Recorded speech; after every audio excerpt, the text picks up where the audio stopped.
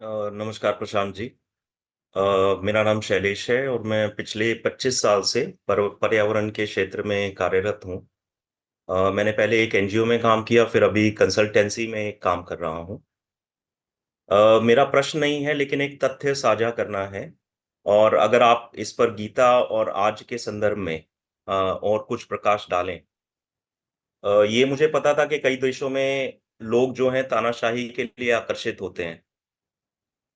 और ये हाल ही में प्यू रिसर्च का एक सर्वे आया और उसमें ये जानने की कोशिश की कि अलग-अलग देशों में वहाँ के लोगों की तानाशाही के बारे में क्या राय है।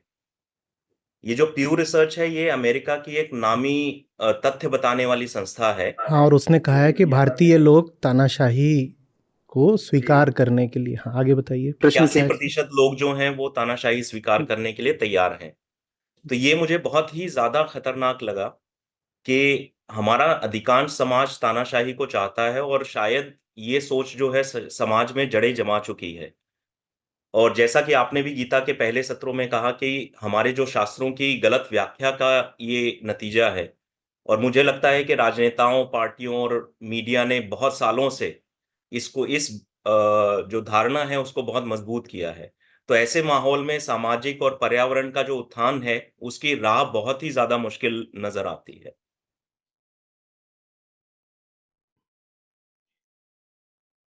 देखिए, मनुष्य अकेला है जो जो कुछ भी कर रहा होता है ना, उसके पीछे दर्शन होता है। दर्शन माने ये विचार, ये भाव कि जीवन क्या है। पशु जो कुछ भी कर रहा होता है उसके पीछे बस उसकी पाशविक वृत्ति होती है, विचार नहीं होता। ठीक है? पशु को सोचना नहीं पड़ता है कि क्या करूं क्या नहीं करूं, उसके लिए सब तय होता है। अगर भारतीय मन तानाशाही को स्वीकार करने को अपेक्षातया ज़्यादा राज़ी रहता है, तो इसके पीछे भी जो लोक दर्शन का विकार है वही है। हर आदमी के पास दर्शन है, हम सब दार्शनिक होते हैं, लेकिन हमारे पास बहुत विकृत, उल्टा-पुल्टा, विसंगत दर्शन है। और वही जो विसंगत दर्शन है, उसी से पर्यावरण का भी नुकसान होना है और हम किसी भी तरीके के बंधन को और ज़बरदस्ती को झेलने को भी तैयार हो जाते हैं। वही कारण रहा कि भारत इतने वर्षों तक राजनैतिक, आर्थिक रूप से गुलाम भी रहा, वर्ष क्या शताब्दियों तक। और वो दर्शन क्या है? वो दर्शन ये है कि जो सबसे बड़ी परम सत्ता है, वो मुझसे कहीं बहुत दूर और बाहर है। और अगर परम सत्ता मुझसे बाहर है, तो मुझे फिर कैसे जीना है? उसके लिए मेरे पास जब शब्द नहीं होते, तो मैं भाव से बता देता हूँ, मुझे ऐसे जीना है। और ऐसे में नमन किसको कर रहा हूँ? स्वयं से बाहर की किसी ताकत को। और मुझसे बाहर की जो ताकत है वो कहाँ है? वो बाहर यहाँ कहीं है, माने कहाँ है? प्रकृति में है। तो कुल मिलाकर मैंने नमन किसको कर लिया? प्रकृति को। और प्रकृति को इस अर्थ में नहीं नमन किया कि उसका भोग नहीं करना है। प्रकृति को इस अर्थ में नमन किया कि अगर उसका नमन करोगे तो कामना पूर्ति कर देगी। हमने जब भी नमन करा है, चापलूसी के अलावा और क्या करा है? हमारी सारी प्रार्थनाएं चापलूसी के अलावा क्या हैं, बताइएगा? आम आदमी जब बोलता है कि वो प्रार्थना कर रहा है, उस प्रार्थना में वो खुशामद और चापलूसी के अलावा क्या कर रहा होता है? हम जब प्रार्थना गीत गाते हो, सारे यही तो होते हैं, तुम इतने महान हो, तुम ऐसे हो, तुम वैसे हो, मैं तुम्हारा यशवर्धन और गुणगान कर रहा हूं और बदले में तुम मेरी ये कामना पूरी कर दो। ये भारतीय दर्शन है, लोक दर्शन। जनमानस का जो दर्शन है वो यही है कि बाहर कहीं कुछ बहुत बड़ा खड़ा हुआ है और मेरे लिए जीवन में सफलता पाने का तरीका है कि मैं उसके सामने ऐसा हो जाऊं। तो वही दर्शन है जिसके कारण भारत में सामंतवाद जबरदस्त तरीके से चलता रहा। जमींदारी जितनी बात तक भारत में चलती रही, उतनी कहीं नहीं चली। राजे महाराजे हमारे यहाँ बने ही रहे। इंदिरा गांधी को उनके विशेषाधिकार खारिज करने पड़े। अभी बस कुछ दशकों पहले तक मामला था। तो वो सब क्यों रहा? आज भी हम ऐसे क्यों हैं कि जो पुराने विशेषाधिकार वाले लोग थे उनके सामने सर तुरंत झुका देंगे। जो पहली जो संसद निर्वाचित हुई थी, लोकसभा भारत में, उसमें एक बहुत बड़ी संख्या मालूम है किनकी थी? राजाओं, महाराजों और उनके नुमाइंदों की। वही सब अपने-अपने क्षेत्रों के सांसद बन के आ गए। लोगों ने उन्हीं को वोट दे दिया और ये काम कई लोकसभाओं तक चलता रहा। या तो राजे महाराजे खुद आ गए कि हम ही अब जनप्रतिनिधि हैं, पहले हम राजा थे, अब हम सांसद हैं, तो खुद आ गए, या उनके बच्चे या उनके परिचित या उनके रिश्तेदार या उनके द्वारा नियुक्त व्यक्ति, ये लोग पहुंच गए। वो सारी की सारी बात इसी लोक दर्शन से आ रही है कि इधर कोई खड़ा हुआ है और वो बड़ा जबरदस्त है और मुझे ऐसे रहना है। तो इसलिए भारत के लोग तानाशाही को स्वीकार करने को जल्दी राजी हो जाते हैं। ये जो खोट है ये दर्शन में है। और वेदांत, जिसके मूल में अद्वैत दर्शन है, वो क्या बोलता है कि जो उच्चतम है वो कहाँ है? वो यहां है। वेदांत सच पूछो तो स्वाभिमान का दर्शन है। वास्तविक स्वाभिमान आत्मस्थ होने में है। और वेदांत कहता है कि दुनिया मेरी जूती पर, हम नहीं झुकते किसी के आगे, ये सिर बस सच के सामने झुकता है। लेकिन भारत का लोक दर्शन ऐसा नहीं है। भारत का लोक दर्शन कहता है जहां बल देखो वहीं झुक जाओ। और बाहर तुम अगर एक जगह झुके तो 10 जगह झुकना पड़ेगा भाई। बाहर अगर एक जगह झुकोगे तो 10 जगह झुकना पड़ेगा। भीतर वाला तो अद्वैत होता है। अद्वैत वाला माने वो अकेला है, पर बाहर जो है वो अकेला थोड़ी होगा।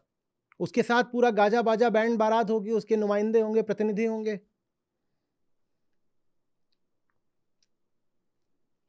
अगर धर्म के आगे झुकोगे तो फिर पंडित, पुरोहित, पुजारी के आगे भी तो झुकना पड़ेगा। एक जगह झुकोगे तो 100 जगह झुकना पड़ेगा। जो बाहर की किसी भी एक सत्ता के आगे झुक गया, उसने अपना सर अब हजारों के सामने झुका दिया, बड़ी आसानी से झुका दिया। और अद्वैत कहता है किसी के सामने नहीं झुकना है। आत्मा ये रही, इसके अलावा किसी के आगे हम झुकते नहीं। और बाहर भी अगर हम किसी को सम्मान भी देते हैं तो उसको देते हैं जो हमें बाहर से काटकर हमारे भीतर ले जाए। इस जगत में भी सम्मान का अधिकारी वो है जो हमें जगत में न रहने दे, जो हमें जगत की गुलामी से आजाद करा दे। बस इस जगत में सम्मान का अधिकारी वो है। नहीं तो सर तो बस आत्मा के आगे झुकेगा। आत्मा के अलावा कौन पूजनीय है?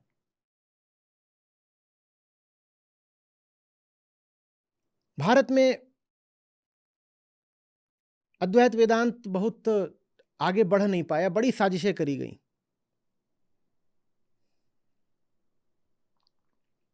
मन तो वैसे ही फिसलने को आतुर रहता है ना, उसे लच्छेदार कहानियां दे दो, उसको मिल गया सहारा फिसलने के लिए। दुर्भाग्य की बात यह है कि वो कहानियां साजिशों के रूप में आज भी प्रचलित हैं और वो हमें सत्य तक नहीं जाने दे रही हैं। भारत जब तक उन कहानियों का, उन झूठे सिद्धांतों का गुलाम रहेगा, तब तक भारतीय में रीढ़ नहीं आने वाली।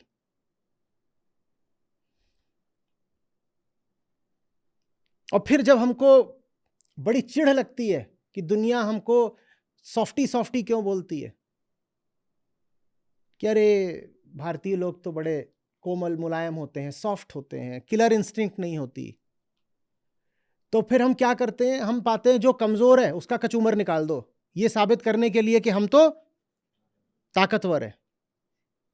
जो कमजोर है उसका कचूमर निकाल दो, उससे ये सिद्ध हो जाएगा कि हम ताकतवर हैं। आप एक आम भारतीय घर को नहीं देखते हैं? उस घर में आमतौर पर एक नायक होता है, जो आमतौर पर एक पुरुष होगा, प्रौढ़ पुरुष। और ये जो एक आम भारतीय मध्यम वर्गीय घर ले लीजिए, जो भारतीय हो विशुद्ध, तो मैं मेट्रो सिटी का नहीं लूंगा, मैं किसी गांव या कस्बे, छोटे शहर का लूंगा। तो वहां का आप एक घर ले लीजिए, उस घर में 7, 8, 10 जने रहते होंगे और वहां पर जो नायक है वो कौन होगा? एक प्रौढ़ पुरुष होगा। घर के अंदर जितने सबका कचूमर निकाले रहता है वो, खास पर अगर घर में स्त्रियां हैं तो उन पे तो एकदम चढ़ा बैठा रहेगा। और ऐसे छोटे शहरों में एक प्रजाति पाई जाती है, इसको बोलते हैं गुंडा, और उनकी गलियां बटी होती हैं तो कहलाता है गली का गुंडा है, फलानी गली का गुंडा है। और एक बार वो गुंडा अगर घर के दरवाजे पे आ गया तो ये जो घर का पुरुष है, ये हवाइयां उड़ जाती हैं, थर थर कांपता है, तब ये घर में दौड़ के बैठ जाएगा। तभी कहेगा नहीं नहीं वो बड़ा बदतमीज है, उसका मुंह कौन लगे, अरे हम तो इज्जतदार लोग हैं, हम ऐसों के मुंह नहीं लगते। जहां तन के खड़ा हो जाना चाहिए वहां ये दुबक जाता है, और जो इससे छोटे और कमजोर होते हैं उनके ऊपर ही चढ़ के बैठ जाता है। ये लोक दर्शन है, भारतीय लोक दर्शन है। ये बच्चों को पीटेगा और गुंडे के सामने झुक जाएगा, बीवी को भी पीटेगा और बच्चों के और गुंडे के सामने झुक जाएगा। तो तानाशाही स्वीकार करने को हम एकदम तैयार रहते हैं। तानाशाही से कोई समस्या नहीं है। यहां हर किसी को कोई ना कोई मिला हुआ है पीटने के लिए। सब जातियों से ऊंची जातियां हैं और सब जातियों से नीचे भी कोई ना कोई जाति है। तो ऊपर वाली जाति के आगे सलाम ठोको और नीचे वाले को बिल्कुल कचूमर कर दो। यही है और कुछ नहीं है लोक दर्शन।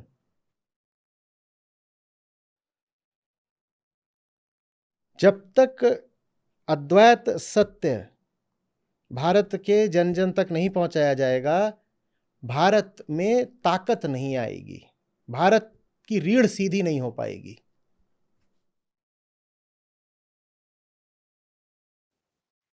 एक जब आपने उदाहरण दिया कि बहुत तेज आग लगी हुई है, वो तो मुझे बहुत समय से दिख रहा है कि जिस तरह की आग लगी हुई है जो अभी के माहौल में है, पर्यावरण की दृष्टि से खासकर, उसमें मुझे ये भी देखने के लिए मिल रहा है कि जो पशु पक्षी उड़ भी रहे हैं उनको शिकार करके अपने लिए फायदे के लिए भी लोग हैं। तो ऐसा नहीं है कि सिर्फ वो देख रहे हैं, पूछ रहे हैं, मगर उससे फायदा क्या हो सकता है ये भी चल रहा है। तो बहुत कुछ चल रहा है उसमें। ये अ, तानाशाही भी उसका एक हिस्सा ही लगता है कि भाई व्यवस्था को इसी तरह से बरकरार रखा जाए, उसमें फायदा चलता रहे।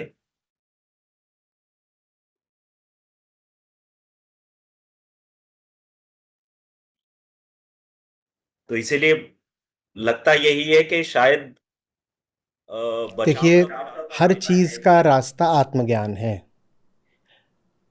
और जब तक ऐसी ताकतों को प्रोत्साहन मिलता रहेगा जो आपको आत्मज्ञान से विपरीत दिशा में ढकेलेंगी, तब तक आप अपने भीतर उस ताकत को पाओगे ही नहीं जो आपको सर झुकाने से रोके।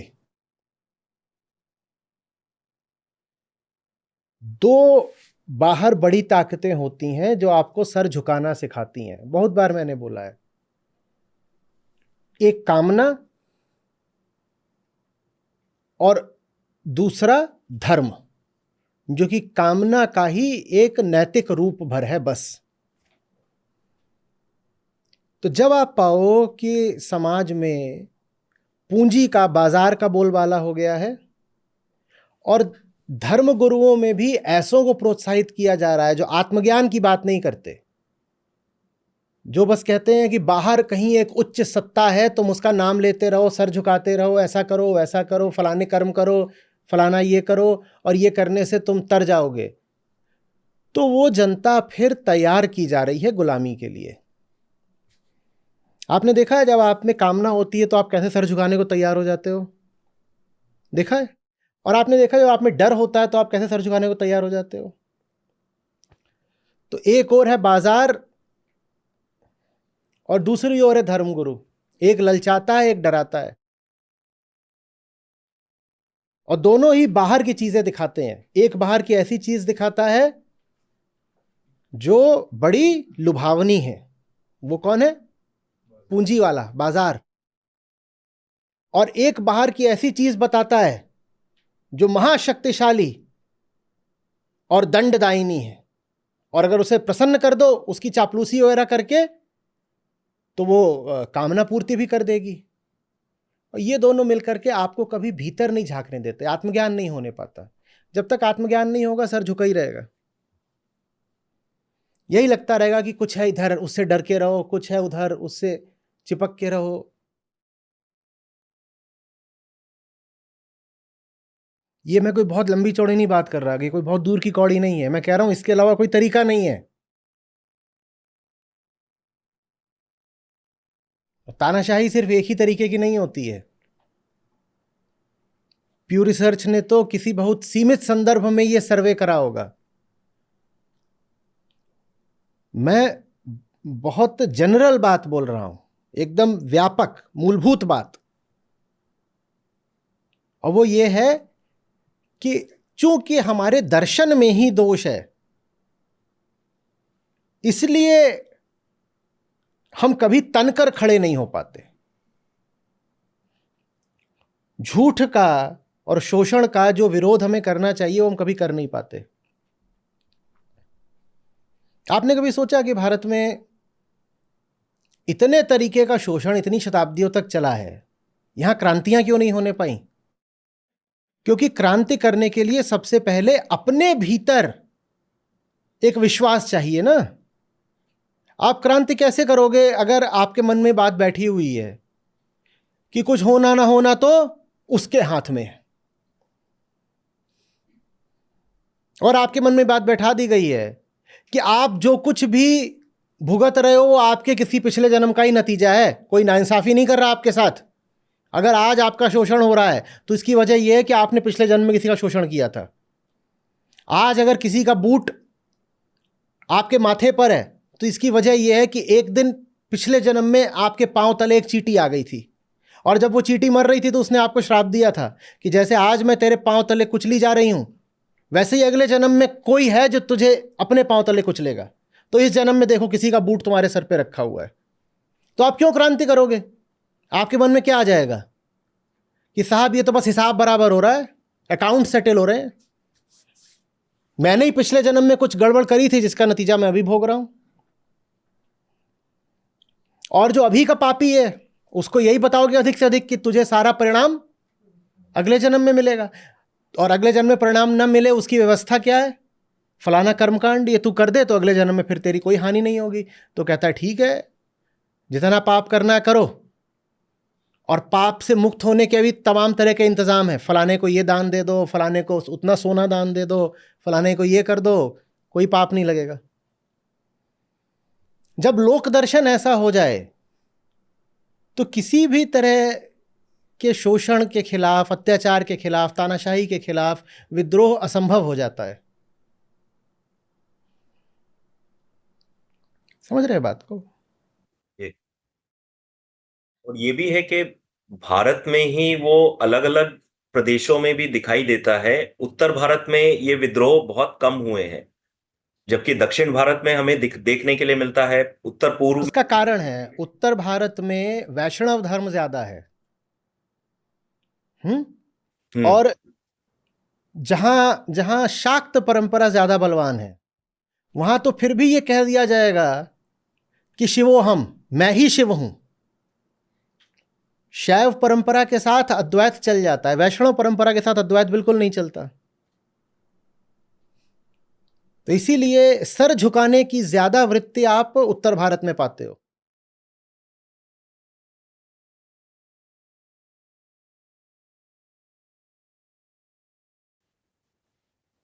जी धन्यवाद।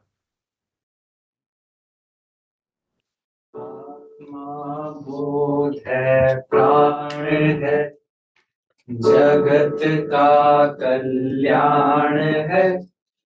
आत्मा नहीं तो सर्वत्र सब निरर्थ नाशवान है। आत्मा बोध है, प्राण है, जगत का कल्याण है। आत्मा नहीं तो सर्वत्र सब निरर्थ नाशवान है। अहंकार में, अंधकार में, अज्ञान में मति भ्रष्ट है।